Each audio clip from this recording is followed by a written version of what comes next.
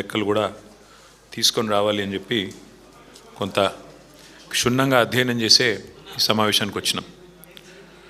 ఇవాళ నేను మాట్లాడుతున్న సబ్జెక్టు రాజకీయపరమైన సబ్జెక్టు కాదు, ప్యూర్లీ రైతులు రాష్ట్ర ప్రయోజనాలకు సంబంధించిన సబ్జెక్టు.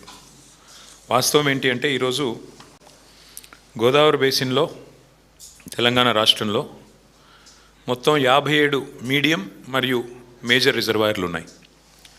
వాటి యొక్క కంబైన్డ్ కెపాసిటీ మొత్తం తీసుకుంటే మీరు ఎస్ఆర్ఎస్పి నుంచి మొదలు పెడితే కింది దాకా మొత్తం తీసుకుంటే 418 టీఎంసీల కంబైన్డ్ స్టోరేజ్ కెపాసిటీ మొత్తం.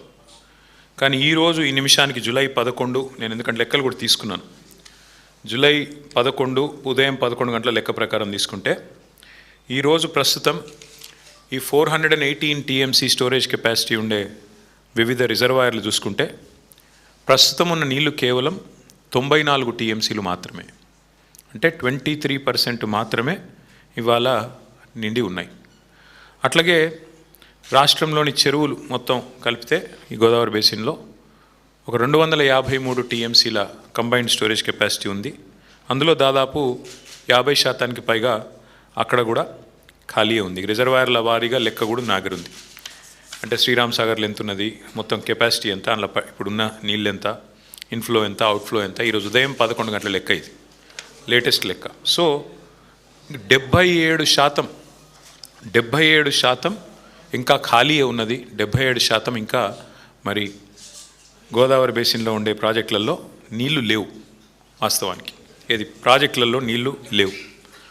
వాస్తవం ఏంటి అంటే ఇది నేను చెప్పడమో ఇంకొకరు చెప్పడమో కాదు, గౌరవనీయులు తెలంగాణ కోసం తెలంగాణ రాష్ట్రంలో ఇరిగేషన్ రంగంలో మరి దశాబ్దాలుగా పనిచేసిన తెలంగాణ విశ్రాంత ఇంజనీర్లు, రిటైర్డ్ ఇంజనీర్స్ అసోసియేషన్ వాళ్ళు డీటెయిల్డ్గా గౌరవ ముఖ్యమంత్రి గారికి ఒక లెటర్ రాశారు. ఎట్లా ఈ సమస్యను ఎట్లా అధిగమించవచ్చు, రాష్ట్రంలో ఉండే రైతులకు ఎట్లా మేలు చేయవచ్చు అంటూ తెలంగాణ విశ్రాంత ఇంజనీర్ల సంఘం పెద్దలు దీని అధ్యక్షులు శ్యామ్ ప్రసాద్ రెడ్డి గారు, జనరల్ సెక్రటరీ వెంకటేశం గారు, అట్లాగే మదన్ మోహన్ గారు, వారంతా కూడా చాలా వివరంగా రాష్ట్రంలో వర్షాలు ఏంటి, జలాశయాల పరిస్థితి ఏంటి, ప్రభుత్వం ఎట్లా ఇప్పుడున్న ఈ పరిస్థితిని ఎట్లా అధిగమించవచ్చు అంటూ పాపం వాళ్ళు చాలా ఫికర్తోని, చాలా బాధతోని, చాలా ఆర్తితోని వాళ్ళు డీటెయిల్డ్గా లెటర్ రాశారు. రాసి అందులో స్పష్టంగా 2 విషయాలు చెప్పారు. నేను మిగతా అన్ని విషయాల లోపలికి నేను పోను, కేవలం వారు చెప్పిన ఒక 2 ముఖ్యమైన విషయాలు మాత్రం నేను చెప్తాను. అందులో నెంబర్ 1 విషయం వారు చెప్పింది ఏంటి అంటే మేడిగడ్డ బ్యారేజ్కి అట్లాగే కన్నెపల్లి పంప్ హౌస్కి మధ్యన దాదాపు 14 కిలోమీటర్ల పైచిలకు గ్యాప్ ఉన్నది.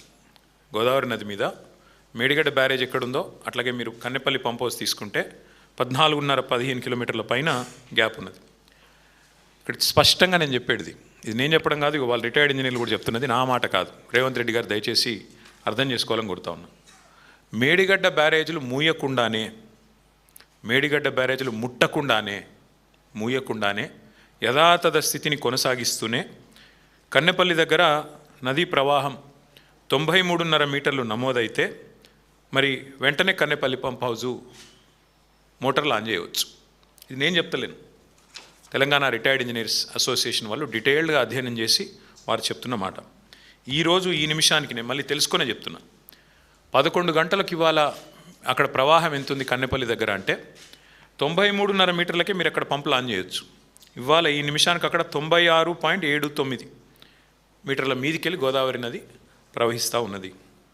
అంటే మేడిగడ్డతో సంబంధం లేకుండానే, మేడిగడ్డ బ్యారాజ్ను ఆ గేట్లను ముట్టకుండానే, దించకుండానే, కనీసం వాటి విషయంలో ఏమి చేయకుండా యాజ్ ఇట్ ఈజ్ ఉంచుతూనే మీరు బ్రహ్మాండంగా నీటిని పంపింగ్ చేయవచ్చు.